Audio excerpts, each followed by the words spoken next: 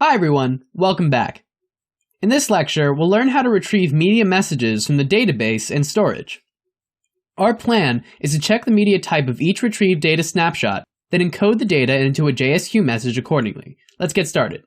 First, if the text value of the data dictionary corresponding to the key text after being converted into a string is not nil, it means that we get a text message data, then we'll do something accordingly. Else if the file URL extracted from the data dictionary with key file URL in a string format. If this is not nil, meaning the pulled data is a photo message data, then we'll do something else. This is what we did in the previous lectures, and we can keep doing this for videos and things like that. You can do it this way, but there's another way which we prefer. Remember the media type we set for each message? We'll use it to check the message type instead. Before moving on, let's fix a mistake we deliberately made. The RN character should be uncapitalized. Everyone makes mistakes with coding, simply fix it when we realize, and then let's delete the snippet. Now consider the media type variable. It's the value of the data dictionary corresponding to the media type key. We'd encoded this value into each message and then pushed it to the database together with other message data information. So, if the media type is text, meaning we retrieve the text message data, then we'll handle it properly. Else, if we retrieve the data snapshot with media type of value photo, that means this is a photo message data, and then we'll do something else. And finally, if the media type of this data snapshot is, you can use else instead of else if this data snapshot is of type video. Then we'll do something appropriately. All right, good. Inside each branch, we'll turn the retrieved data into a JSQ message to display to the chat view.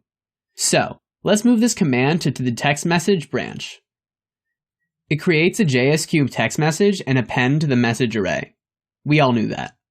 Similarly, for photo message data, we'll create a JSQ photo message from the retrieved snapshot, and then append it to the message array.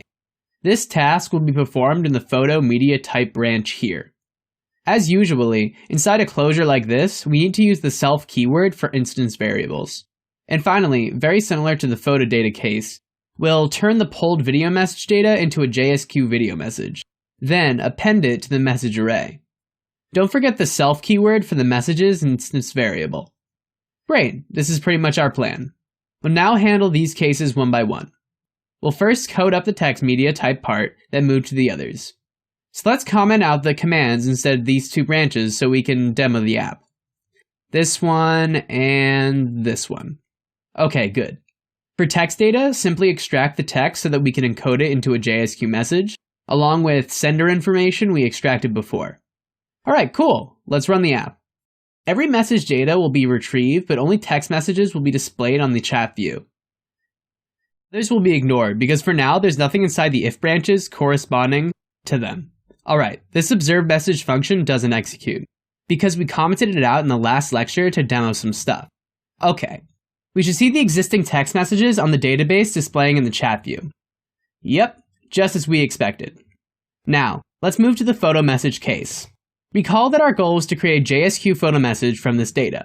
Then, append it to the message array. The photo used to create this message should be in a JSQ-friendly format, which is converted from some UI image named, as we did before, named picture. This picture should be related to the photo on the storage. Remember that we retrieve is basically an NS URL, but we can't get this UI image directly from an NS URL.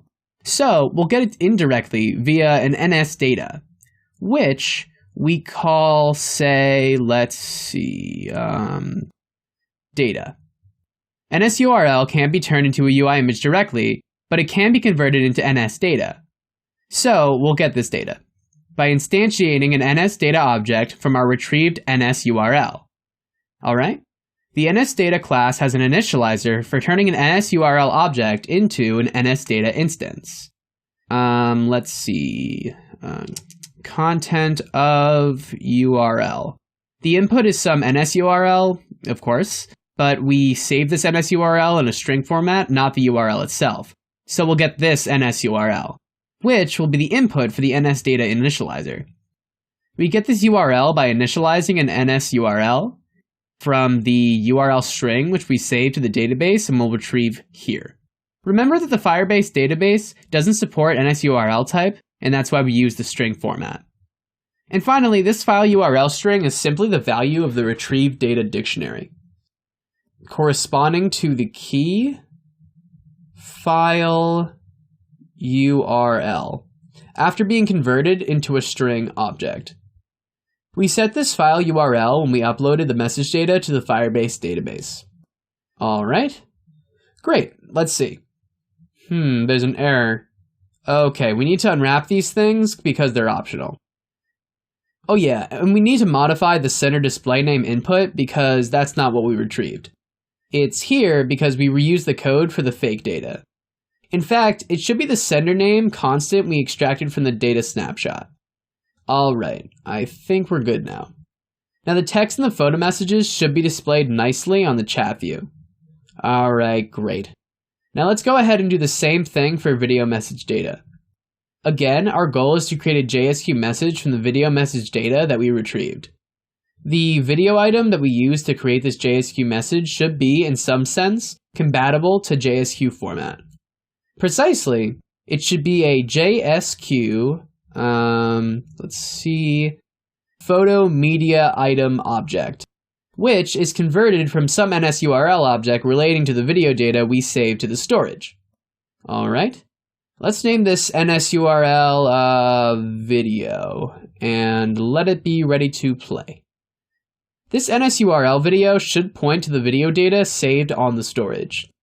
It can be created by instantiated on an NSURL from the file URL string we stored in the Firebase database. All right.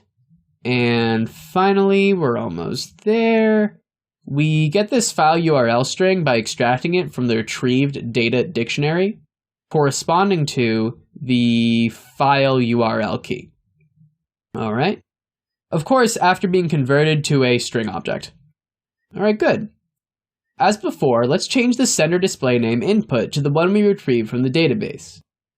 All right. I think that's pretty much everything for retrieving message data. By the way, although the method we use here for pulling media data is instructive, which helps you really understand the materials, it's actually not so great for user experience. We'll learn a better method later. Okay, cool. All data gets displayed. Let's play the video to see if it works. All right, here's the player and play. Great. Isn't it cool? Before ending the lecture, let's talk about an alternative for the if block. Here, the media type constant can have multiple values, so it's probably wise to use the switch command. The basic idea of a switch statement is matching. We compare what we are interested to several possible things and then find the first match. What we're interested now is the media type constant we got from the retrieved data snapshot. We precede it by the switch keyword. Inside this block, each compared value or object is preceded by the case keyword. It's possible the media type is the text string, or it can be the photo string. All right? If none of these above, we can reckon that it can be the video string. The switch statement is exhausted, meaning that there must exist one match. Of course, it's not always to cover all possible values. So Swift offers a special pattern that can cover every possible value you can point out. We use the default keyword for this case, kind of means none of these above. Another requirement is that for each case, there must be at least an executable statement. All right, let's print something for this default case like unknown data type. All right, see the errors? It's because there's no executable statement for these three cases. Swift suggests us to at least say break for a certain case. Sort of means, yeah, I found a matching pattern, but let's leave this switch statement. I don't want to do anything right now. However, we do want to do something.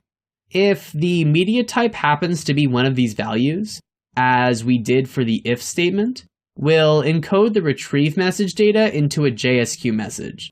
Then, append it to the message array so that we can display it to the chat view. Simply think of the switch statement as an alternative to this if statement, which comes very handy when we have many possible matching values, like 5 of them. The code will look ugly with 5 if-else branches. All right. Okay, good. Let's run the app and check it out. Again, retrieving media data this way is not optimal, but it helps you understand the process. Later in the course, we'll retrieve data in a better way. By the way, let's indent these code blocks. You can do this by selecting the code block, hold Command, and hit the opening square bracket. Alright. In the next ledger, we'll build the logout feature, and automatically sign users in if their accounts were saved on the devices. Alright, see you then.